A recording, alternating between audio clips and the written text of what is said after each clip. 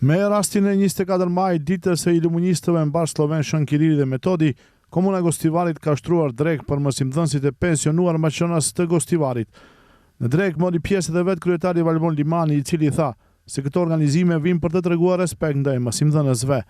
Dreka tradicionale me arsimtarët dhe mësuesit e pensionuar të përkatësisë maqedonase, me rastin e festës e 24 majit, ditës iluministëve Panslav, Shën Kirilit dhe Metodit, ashtu si që bëjmë edhe gjatë ditës e mësues shqiptar dhe mësuesve turk. Edhe sot jemi mbledhur tut me pensionistët të cilët kanë punuar dhe kanë dhënë kontribut për të edukuar gjeneratat e tëra, një shenjë simbolike falënderimi për të gjithë punën që e kanë bërë ata. Mësimdhënësit maqedonas në pension, numri të cilëve ishte rreth 70, e kanë falënderuar Komunën e Gostivarit për këtë organizim dhe thonë se vazhdimi i kësaj tradite është gjesti më i mirë që bëhet për të ëndër vite në Gostivar.